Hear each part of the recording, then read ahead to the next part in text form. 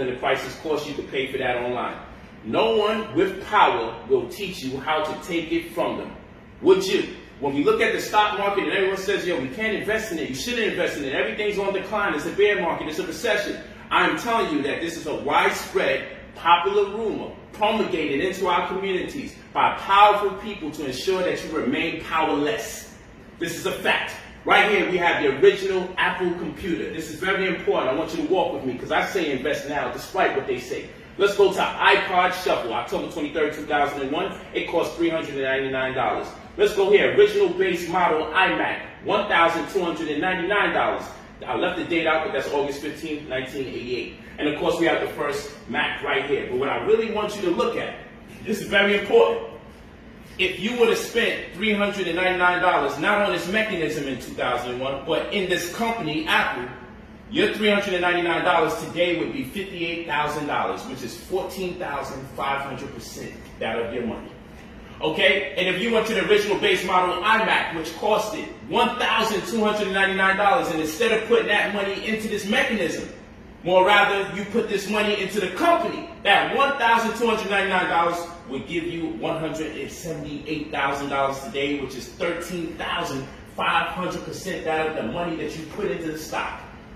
And lastly, this $2,495 for the original Mac computer, had you put that into the stock itself, in 1984, it would be the equivalent, just about, of $960,000 today. Almost $1 million would have turned over from $2,495 in your shares. And that is a 38,500% turnaround. Now, I'm telling you this because what I want you to understand, if you realize the pattern here, what we can take from this is, if something entices you to patronize a company, if the product really has your attention, where you're like, man, I need it, perhaps you should look at that dollar amount and put that same dollar amount into at least a share, a stock, several shares, whatever it's worth, the equivalent into that company first.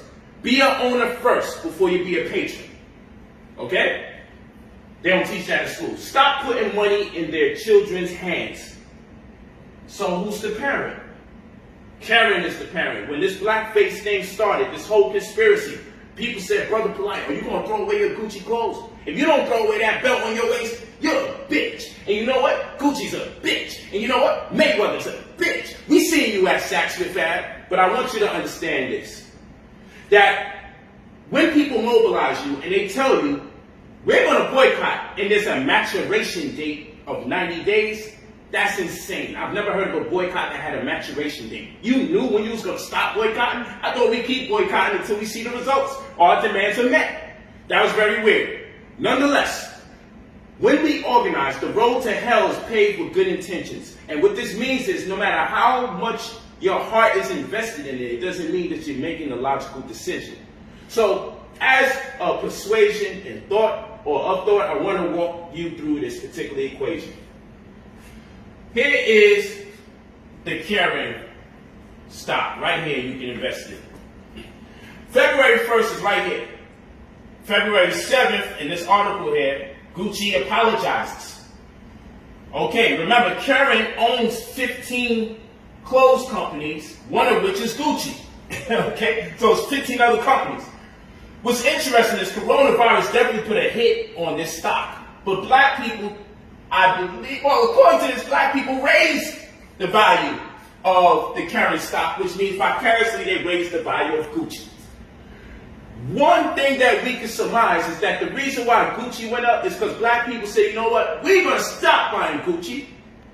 Of course, they promoted it like hell. We're going to stop buying Gucci, and what we're going to do is buy St. Laurent or Balenciaga. Unbeknown to the uneducated brother or sister that's angry, being organized by other angry, uneducated brothers and sisters that mean well, when they burnt their Gucci, the next day they was wearing Balenciaga and St. Laurent and all these other people.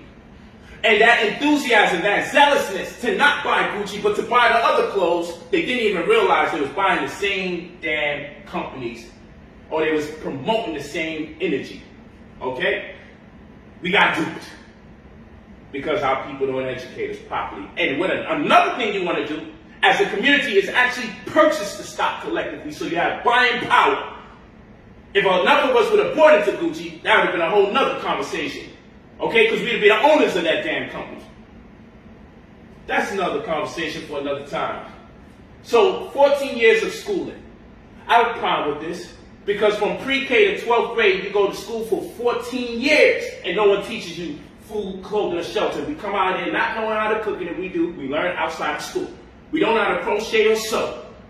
And we damn sure never heard of no mortgage hypothecation. We ain't never learned nothing about security instruments, securities purchase agreements. We ain't learned nothing about UCC uniform commercial codes, earnest money deposits, nothing. Administrative affidavits of specific negative averment with opportunity to cure on counterclaim and amnesty, nothing. So by the time you graduate, the only thing you can be is powerless. Because the people that are in power are just going to employ you. Because you can't even provide food, clothing, and shelter for yourself. We got to see it for what it is. 680 is the new 540. I want you to pay attention. So here in this article, you just type in the keywords and you'll find it. Is the coronavirus about to wipe out FHA lending? It looks like borrowers who don't fit neatly into Fannie Mae and Freddie Mac's lending criteria could soon be running out of options if they want to buy a house. I want to talk to you about this. FHA loans are for people that are high risk. So generally people of the lower income community are high risk, so they normally charge you more money to purchase properties. It's normally cheaper for people who have better credit. So if your credit isn't right now, they're saying, look, we saw what's going on. We heard, rumor around the block is people don't have to pay their rent or pay for their mortgages until 6 months from this date. But 6 months from this date, where they going to get the money from to recoup? Because most of them are still going to be out of a job. So they said, man, they did the ratio, and they said, man, if you did this for only 3 months, it'd be about $30 billion. But if you did this for about 9 months, it would be over $100 billion. So 6 months, we find ourselves in between. The banks got to come out their own pocket. Millions of dollars, tens of, and they said the stimulus package doesn't even accommodate for that type of money. So they looking at it in the long run. They say, yo, you know what? We're about to stop giving out loans. So the 680 that used to give you a house has now become the 540 that didn't give you the house, which means your credit is going to have to be over 700, about 740 in order for you to get a house. You got to fix that credit. Let's go to the next slide. You better fix that credit. So they got the credit utilization ratio, but what you need to understand first and foremost, before you do this, is that, again, when it comes to school, they never taught you that wealth begins at $150,000 a year plus when it comes to an individual. And poverty begins at $32,000 a year for a family of 4 and $15,000 a year for an individual. They never taught you this, that there's a $100,000 gray area between poverty and wealth.